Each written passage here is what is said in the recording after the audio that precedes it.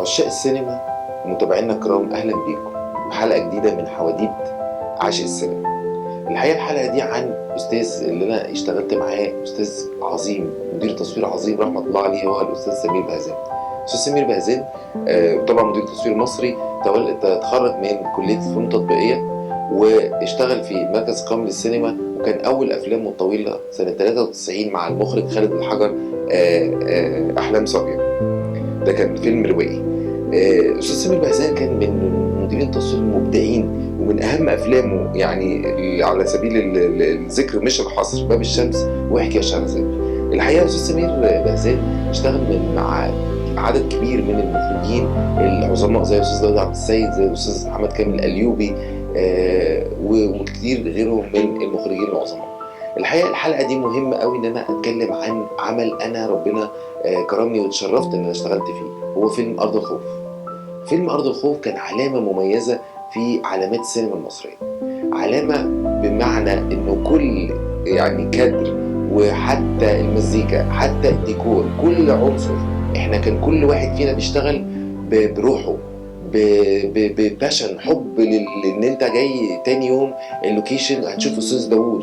انا يعني من الحاجات الذكريات اللي لن انساها في الفيلم ده ان انا لما ترشحت الفيلم ده الحقيقه كمساعد الاستاذ سمير بهزان كان مسؤوليه كبيره. من زمان كان مساعد المصور ده عليه مسؤوليه عظيمه جدا، انه بيشيل اللخام المتصور اللي هو السينما، ده موضوع مقفول عليه وغرفه يعني لازم كله اسود في اسود، ولازم تبقى كل حاجه مقفوله وبتنقلها من علبه الى الخام اللي هيتصور في الكاميرا، فكان مسؤوليه رهيبه. وبعدين مدير تصوير كبير زي الاستاذ سمير بهزان ومخرج عظيم زي الاستاذ داود عبد السيد، يعني ما ينفعش تغلط اصلا. هي مش فكره انك تغلط، لا ما ينفعش تغلط، السينما ما فيهاش غلط، هي وان تيك، يعني هي المره لو غلطت لازم تقول انا غلطت، لانه بعد كده الفضيحه على الشاشه الكبيره ملهاش حل.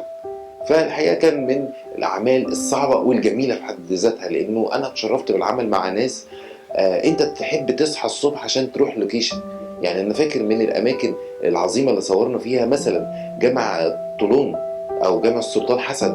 صورنا في جامع السلطان حسن، اعتقد مش جامع طولون. كان المشهد العظيم ما بين الاستاذ احمد زكي العظيم مع عبد الرحمن ابو زهر.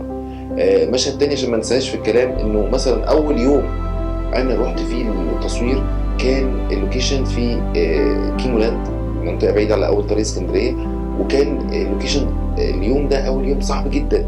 استاذ داوود طالب مشهد فيه يعني تراك او شاريو اللي هو بيتحط على الكاميرا، القضيب بيتحط على الكاميرا ده، وبيشوف الممثل في كان يوم، يعني اليوم ده كان ديكور كانه كباريه، انه دخول احمد زكي او يحيى ابو دبور لعالم الجريمه بقى والعالم السفلي زي ما هم بيطلقوا عليه او اطلق عليه استاذ داوود في الفيلم ده.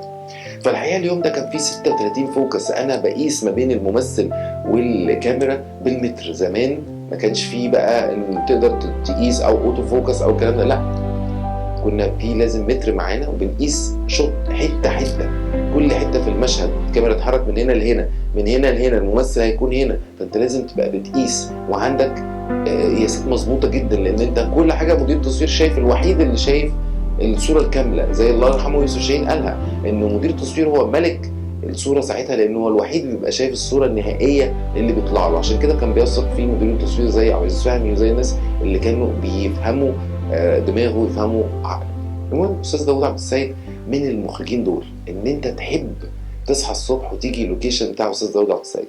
ليه؟ لانه الصبح بيجي هنبدع في ايه النهارده، يعني واللوكيشن لما تخيل لما تبقى فيه لوكيشن زي زينب طالون، زينب خاتون، او بيت الهراوي، فيعني المواضيع شيقه جدا وممتعه، وحتى اللوكيشن حتى تفكيرك في الكادرات. استاذ داوود لما بيجي يشرح لكل انسان، انا برضو مش عايز انسى كان معانا اشطر اسطوات اضاءه وكاميرا في مصر، عم حسن جاد، اشطر يعني عبقري الكاميرا، يعني يوسف شاهين كان ما اشتغلش من غيره. وكمان رحمه الله عليه عم احمد عبد الرؤوف اللي اسطى الاضاءه العبقري اللي كان بيترجم كل كلام وفكر استاذ سمير على الاضاءه. هو دي الفكره بقى، انه كل واحد فينا كعنصر فاعل بيعمل دور مهم وحيوي وبحب وباخلاص.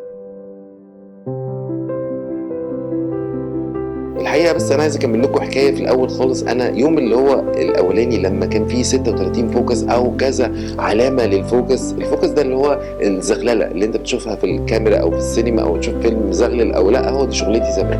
ان هو انت شغلتك كمصور تظبط الكاميرا، تقول لها كل حاجه مانيوال، مش زي دلوقتي كل شيء اوتوماتيك، لا كان مانيوال، لازم نقيس بمسافه ومتر وكده. المهم انا اليوم ده برغم انه كان يوم شاق جدا وخلصنا بعد 18 ساعه تصوير، انا كنت حريص جدا ان انا اخد الماتيريال كله ونطلع مع الانتاج على المعمل. زمان كان الماتيريال اللي بيتاخد بيطلع على المعمل، العلب المتصوره تاخدها مع الانتاج تروح المعمل عشان تتحمض وتطمن انه يعني الشغل تمام وزي الفل، بحيث انه ما يتهدش الديكور الا لما بيطمنوا انه الشغل كله يعني مفيش اي حاجه لا قدر الله ممكن يعني اي حاجه تحصل خارج عن ارادتنا يعني. بس في المهم اليوم ده انا ما انساش اني ما نمتش الا لما رحت وديت الماتيريال بنفسي واطمنت على الشغل، برغم ان كان عندنا شغل مثلا بعدها بست سبع ساعات.